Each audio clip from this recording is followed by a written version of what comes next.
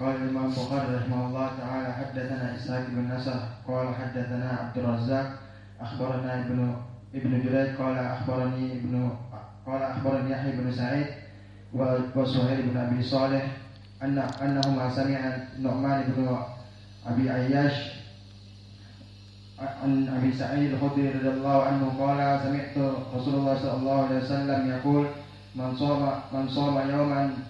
صام يوما في سبيل الله بعد الله وجهه عن النار 70 خريفا متفق عليه. Biar tidak begitu capeknya untuk menghafal, bukan untuk menulis, maka dibantu dengan kitab. Namun yaitu butuh modal. Maka menuntut ilmu itu butuh modal. Kita dulu belajar di tempat kami Syekh Mukbil, Syekh menulis kitab. Dari sunnah salaf zaman dulu, dia mengajarkan kitab yang ditulis. Dan itu yang dilakukan oleh para muhaddisin. Dulu Imam Al-Bukhari duduk dengan Ali Ibnul Madini. Ali Ibnul Madini menulis kitab Ilal. Dia riwayatkan kepada Imam Al-Bukhari. Lalu Imam Al-Bukhari menulis kitab Jami'us Sahih. Dan dia meriwayatkan hadisnya. Maka orang-orang dari murid-murid Imam Al-Bukhari dan ribuan menulis kitab Sahih Al-Bukhari. Imam Al-Bukhari mengajarkan kitabnya. Maka itu adalah dari salaf terdahulu. Dan Imam Malik kitabnya Muwatta, belajar padanya Imam Asy-Syafi'i. Dan Imam Asy-Syafi'i mengatakan tidak ada tahta adimis sama asahu kitaban illa kitab Muwatta. Bahwa tidak ada kitab yang paling sahih di zaman itu kecuali kitab Muwatta Imam Malik. Karena Imam Al-Bukhari dan Muslim belum ada, belum lahir atau masih kecil. Syahidnya Imam Asy-Syafi'i belajar kitab Muwatta kepada Imam Malik.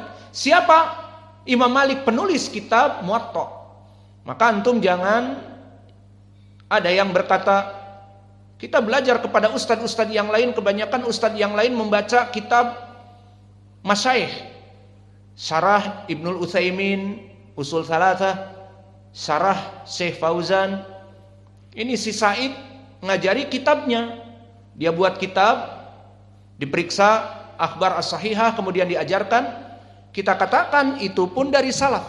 Bagi mereka yang mampu menuntut ilmu dan membuat kitab, dan alhamdulillah kitab yang kita bacakan dibaca pula oleh para ulama. Seperti kitab Siam telah dibaca oleh Syekh Adil dan kitabnya ada pada beliau. Dan kami pun menulis surat kepada beliau, SMS ada.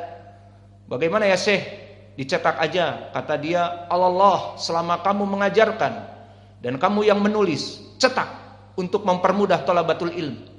Maka kami cetak kitab-kitab kita. Maka mengajar kitab dari hasil tulisannya itu dari salaf.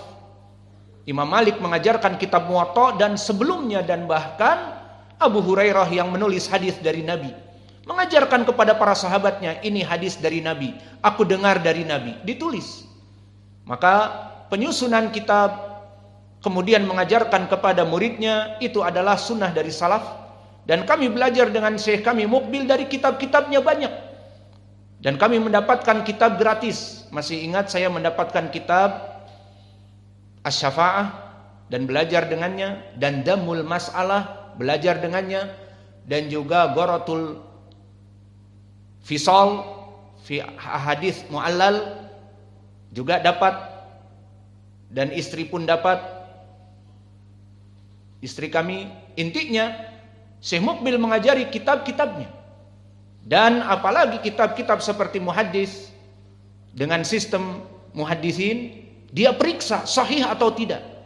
Dibuat kitab, kemudian diberikan kepada santri-santrinya, dan santri-santrinya belajar kitabnya yang sudah dia periksa. Maka ini lebih baik dan lebih menempel ilmunya daripada membaca kitab yang lain. Namun alhamdulillah dalam permasalahan seperti ini semua orang diberikan oleh Allah dari ilmu-ilmu. Maka dari para ustadz misalnya tidak bisa membuat kitab, ya sudah membaca syarah dari Ibnul Utsaimin rahimahullah, membaca syarah dari Ibnu Baz, syarah dari ulama ahli sunnah, diterjemahkan saja, ya sudah, tidak apa-apa. Alhamdulillah. Maka itu pun mengajari manusia kepada kebaikan. Kesimpulannya, kita di sini mengajarkan kitab-kitab yang kita buat dan kita tulis itu juga dari sunnahnya salaf. Dan begitupun Syekh kami mengajarkan kepada kami dari kitab-kitabnya, dan begitupun para ulama terdahulu bahkan para sahabat dan tabi'in mengajarkan dari kitab-kitab mereka. Dan terus terang mengajari dari kitab yang kita tulis lebih berhati-hati, karena kita yang memeriksanya, kita yang melihat sahih atau dhaif, kita yang membuat kitab tersebut, kita susun dengan sebaik mungkin, semudah mungkin untuk dibaca, dengan pendalilan-pendalilan yang kuat. Maka itu yang ada pada kita. Maka oleh sebab itu, kitab yang kita pelajari di sini pun ada syarahnya. Lalu kembali kepada permasalahan para sahabat. Tadi kita masuk sedikit keluar dari pembahasan karena tadi menyebut Lamiyah Syekhul Islam. Maka nanti kita akan mempelajari dan kita punya syarahnya dan akan dicetak pula. Maka para penuntut ilmu butuh kepada modal juga. Maka dulu para salaf banyak yang mereka itu menuntut ilmu dan menjual apa yang ada padanya.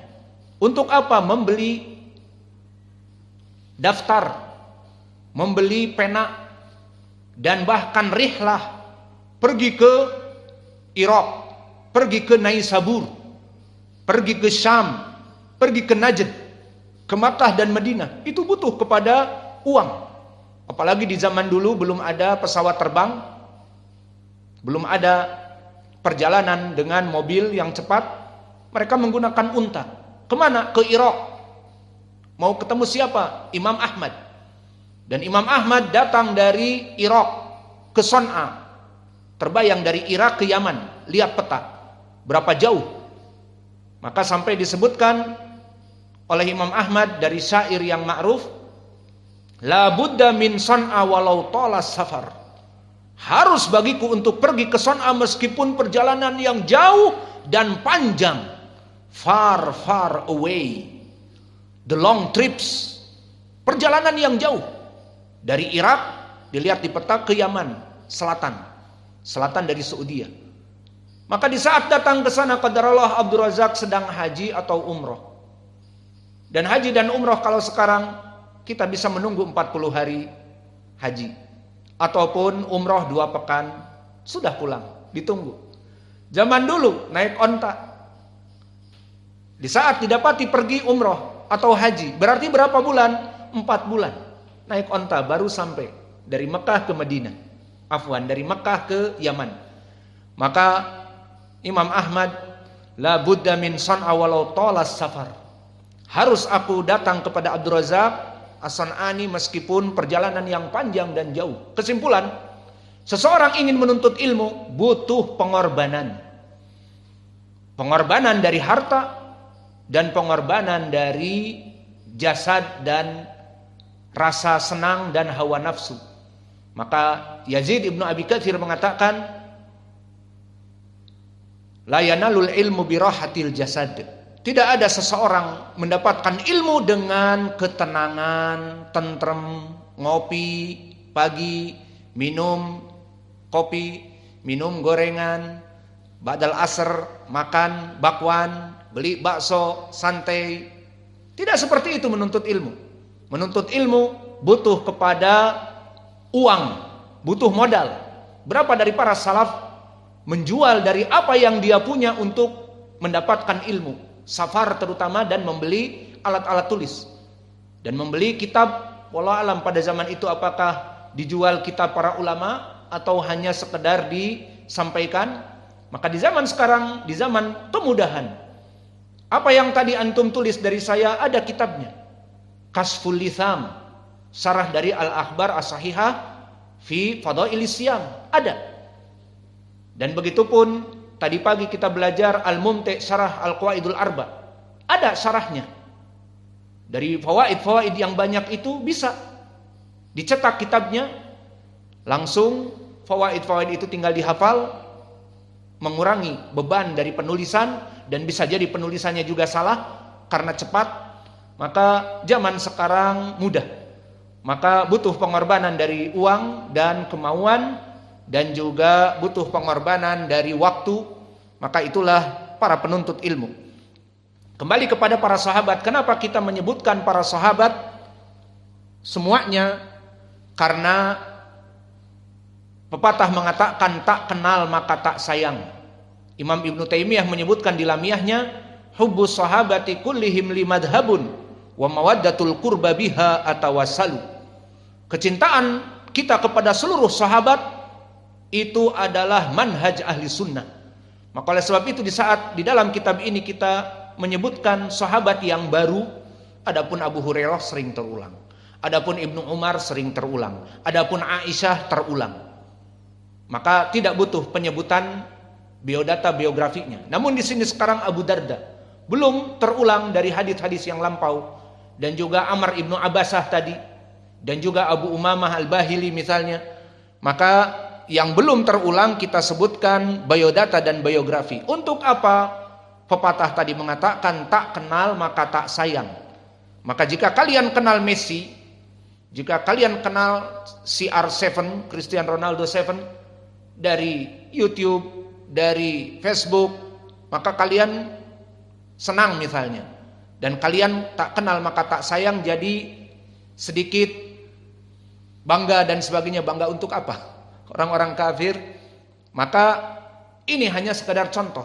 Bagaimana jika kalian sekarang duduk di sini mengenal bagaimana Abu Darda, mengenal bagaimana Abdullah ibnu Umar, mengenal bagaimana dulu Abu Hurairah menuntut ilmu, maka kalian akan mengetahui biodata dan biografi.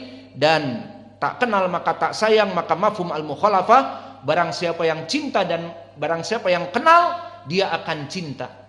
Maka sekarang marilah mengenal para sahabat agar kalian cinta, dan cinta kepada seluruh para sahabat, manhaj ahli sunnah wal jamaah. Back to the lesson, kembali kepada pelajaran. Abu Darda, siapa namanya? Uwaimir, yang dia masyhur dengan kunyahnya Abu Darda, sama seperti para sahabat yang lain, Abu Umamah al-Bahili, Abu Sa'id al-Khudri, Abu Musa al-Ash'ari, Abu Bakar, Abu Hurairah, siapa lagi? Abu Bakrah, siapa lagi? Abu Buraidah, dan yang lainnya. Maka mereka masyhur bil kuna, masyhur dengan kunyahnya, dan jarang diketahui namanya. Maka Abu Darda masyhur dengan kunyah, namanya Uwaimir.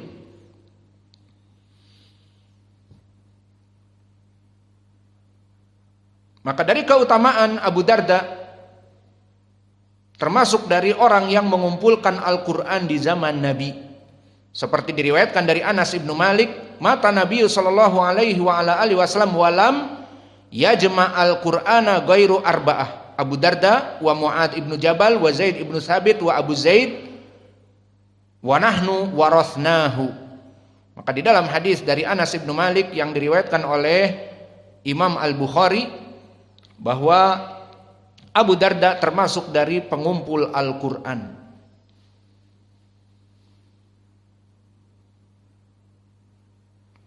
Maka inilah dari Abu Darda. Dan dari hadis yang lafadznya lain, asyamu junnatun minan nar, maka makna junnah dijauhkan dari api neraka. Maka dengan hadis Abi Darda ini berarti telah selesai dari keutamaan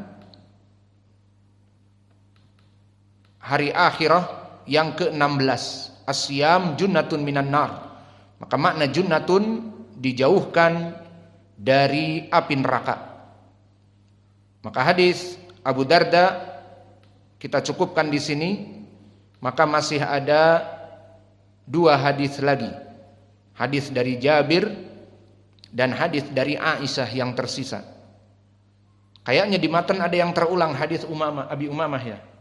Itu diedit. Kita sudah hapus di sini di matan asli. Maka di sini tinggal 2 hadis lagi, insyaallah pelajaran bainal maghrib wal isya kita masuk kepada apa? Mau pelajaran akidah. Alhamdulillah kalian bersyukur wahai tulabul ilm. Di sini pengajar memberikan pilihan kepada santri. Mau belajar apa nanti malam? Belajar hadis, belajar fikih, belajar akidah, belajar bahasa Arab atau ceramah atau apa? Bersyukur kalian. Karena di pondok-pondok yang lain tidak ada pilihan. Besok asar, besok maghrib, nanti maghrib ya pelajaran yang ada, fikih ya fikih. Pelajaran bahasa Arab ya bahasa Arab. Tapi di sini bebas pilih. Apa yang semangat? Saya sudah bosan pelajaran fikih terus. Pingin akidah tauhid, ya sudah akidah tauhid. Atau bosan dengan semuanya, pingin bahasa Arab, pingin mengi'rab, ya sudah mengi'rab. Atau bosan dengan itu semua, pingin Al-Quran, masuk tafsir Al-Quran. Surat apa yang belum? Misalnya surat apa saja, surat Al-Bayyinah dan yang lainnya. Pengen bermain-main, mendendangkan Al-Quran. Dan qiraah Al-Kisai, qiraah Wars An-Nafi', qiraah Abu Amr, qiraah Hafs an Asim, qiraah dari Ya'qub Al-Hadrami, rindu. Ya sudah belajar itu. Bersyukur kalian. Kita bisa memberikan apa yang kalian inginkan. Apa sepakatan nanti maghrib pelajaran apa? Silakan. Pelajaran nahwu, mutammimah, pelajaran i'rab mau ba'dal maghrib. Ada bapak-bapak nanti biasanya ba'dal maghrib. Kasihan dia mengi'rab. Kharaja Muhammadun. Kharaja i'rabnya apa? Muhammadun apa? Bingung. Kalau maghrib kita jadikan pelajaran akidah, fikih, tauhid, atau ceramah atau apa? Apa yang diinginkan? Ayo sepakat. Biar nanti menghafal matannya. Fikih is. Halas.